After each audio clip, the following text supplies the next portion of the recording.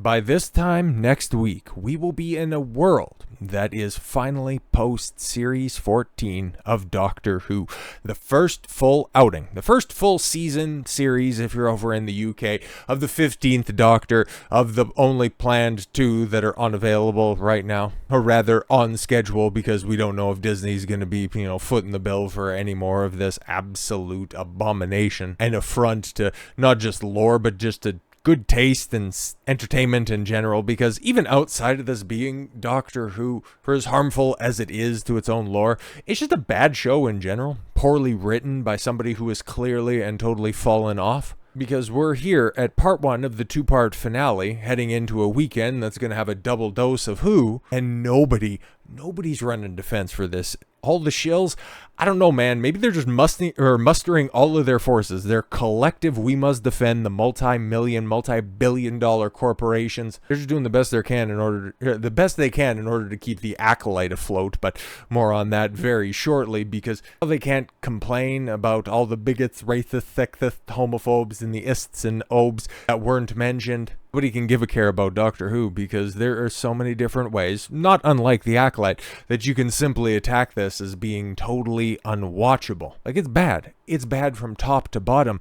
Doctor Who TV, one of the dedicated sources to this once great franchise, they've been fairly fair in their cover, okay? They haven't been shilling for the season. They've told you if they like something, they've told you if they haven't, and here we are, The Legend of Ruby Sunday, another take on the trope of the girl that is the key to everything, which it very much is, because, well, they need to have a reason to go ahead and replace Millie Gibson's Ruby Sunday and then just stick another chick in it and make it lame and gay. But just getting down to the synopsis, the bottom of this review right here, and, well, quite frankly, nobody's happy with this. Nobody's satisfied with this, and overstuffed with characters that detract from the titular question of Ruby Sunday's origin, and featuring a Doctor too distracted by his own emotions to notice the danger around him. Yeah, that's normally what you want from at least canonically speaking, I don't know with any of the goofy retcons that, well, outside of sycophants, don't really take seriously, but an ageless Time Lord who has been around for thousands of years. That's what you want. Somebody who's not even in control of their own emotions.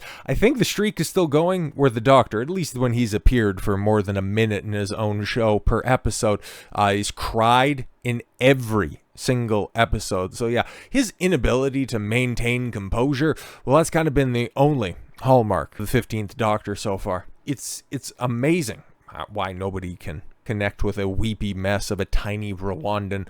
The Legend of Ruby Sunday hinges entirely on its cliffhanger, a return to Suketh, a one-off villain from the 49-year-old serial of classic Doctor Who. So yeah, they're setting up their Tales from the TARDIS spin-off, okay? Pyramids of Mars confirmed, and yeah, so they're going to be... It's kind of crazy, right? In the way that Doctor Who TV categorizes it by, they got the press release right here. The 15th Doctor and Ruby are taking a trip to the remembered TARDIS to reflect on the recent adventures with the help of classic story Pyramids of Mars. Brand new episode will feature an appearance from the 15th Doctor and Ruby Sunday for the very first time in Tales of the TARDIS. UK viewers can watch Tales of the TARDIS Pyramids of Mars on Thursday, the 20th of June at 8 p.m. and BBC4 and BBC iPlayer. So yeah, by the next time that we're talking about Doctor Who, we should have ratings on that one.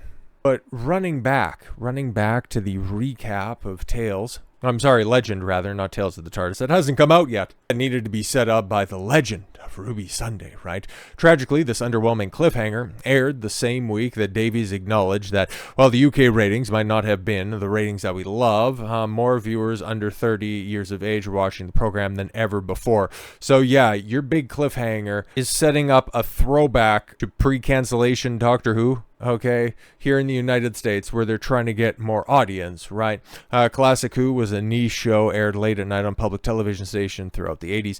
This ending did not land. A shame, not because Doctor Who needs to cater to every demographic, even though that's their expressed written consent, but because the entire episode is predicated on the cliffhanger. But yeah, we're doing really well with the younger audience that just really likes all of our echoes to much more popular programs, or at least 10 years removed from being popular. Everybody remember references to Black Mirror? You like the Bridgerton show? Well, you're going to be a big fan of new Doctor Who. And well, I mean, we can take a look at the ratings and see how well that ends up working out. And spoilers, guys, it ain't good.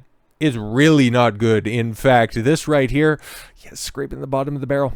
It really is. And I'm wondering, man, the setup, okay? Because you got the special on Thursday on an off night. Are we finally going to get below 2? Because this got dangerously close, right? And more than likely by Thursday, we'll be able to fill in the gaps when it comes to the +7 numbers, or Rogue, the previous records holder for lowest audience overnights, but now has been usurped by the first part of the 2-part finale. 2.02 million viewers. That is crazy. That is absolutely crazy. You're telling me that they still had, 90,000 viewers to lose heading into your finale? It's tough to say, given the fact that it is a Thursday night, although at least in North America, Thursdays, you're probably your second best night for television outside of Sunday, where Doctor Who once prominently was. But you got that back-to-back hit, the special, and then the next day you're going to have the finale. I'm wondering if we're not hitting those below 2s, because that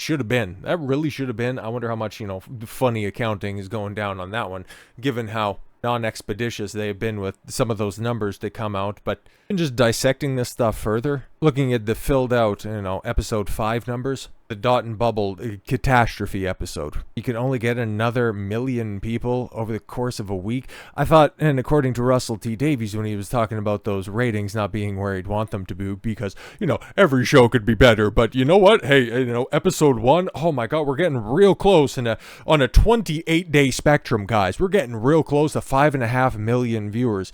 But you're telling me that you could only get another 1 million in the aftermath? You're telling me that the repeat watches under the same household, that's what the +4 screens is, obviously, you could only muster another 280,000 clicks? Those numbers have been staying firm, but quote-unquote word of mouth, it's really fallen off, man. 98,000 people.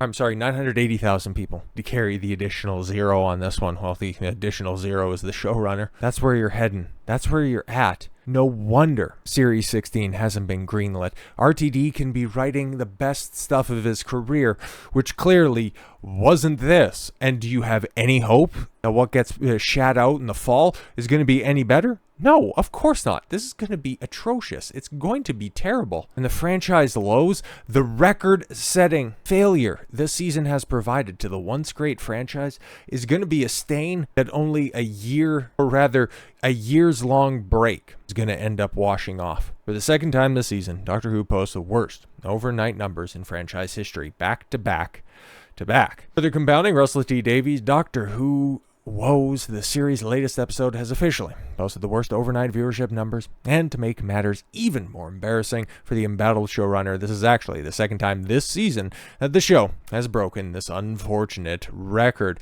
Doctor's latest ratings disaster was the first confirmed by UK television reviewing aggregator Barb and relayed to the public by franchise-centric news outlet Doctor Who TV. Per their first numbers, the season's 7th episode, The Legend of Ruby Sunday, which also serves as the first half of the 2-part season finale, but hey, it brought back a trans character from that well-regarded first 60th anniversary special. Everybody remember Rose? Yeah, Rose and his giant hands were there. It's so great, pulling levers, because we need more trans women in STEM, whatever.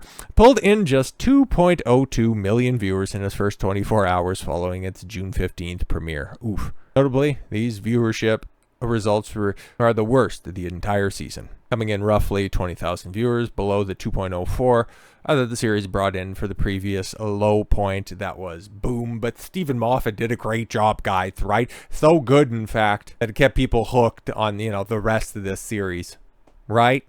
Yeah, no, it's sad, man. it's sad. Like I say often when I talk about Doctor Who, I do feel for the people that used to love this franchise, but at this point in time, you guys have been through so much, okay? And at this point, I'm wondering if it's almost cathartic. It really must be, to just see how bad this has got, because you still have Classic Who. You still have the first significant point of New Who, Christopher Eccleston to David Tennant to Matt Smith, and whatever your take on Peter Capaldi is, you know, the first half of his tenure. You still have all of that great content, okay? Nobody's going to be taking that stuff away. Everything that they do into the future, you can just simply look at that as fan fiction. I don't buy into any of that stuff, or, you know, what they retroactively do, you know, if they retcon something in the future. It's kind of like, you know, to just draw analogies to Star Wars, okay? Once again, you know, you can still love the OT even with what Disney did with the sequel trilogy to Luke and Leia, okay? That doesn't change those films and what the Acolyte did to, you know, the specialness of Anakin Skywalker, okay? Does that really take away from the prequels if you're a prequel fan to a large extent? I mean, you can just write that off. You can just enjoy the classic content, what you love for what it is. And as things continue to get even worse for Doctor Who right now, Ncuti Gatwa blaming everybody but himself, Russell T Davies hitting that mime command and running the exact same stuff for a different audience, it's just hastening the downfall. It's just getting it to a point where, yes, cancellation is very much here. It is very much on the table. A continuation and a furtherance of this iconic franchise just doesn't look to be in the cards, which is probably great, because the more franchise and brand damage these idiots continue to do, the less likely that somebody wants to bring it back into the future. So if this can just hurry up and self-immolate completely, there can be a phoenix to rise from the ashes, at least in our lifetime. It might be 5, it might be 10 years down the line, but the quicker this stuff burns is the quicker that we can bring it back to life. So with all that said, thank you all very much for the gift of your time. I've been Don Consuelo. I want you to follow your gut and get after it. Take care, everyone.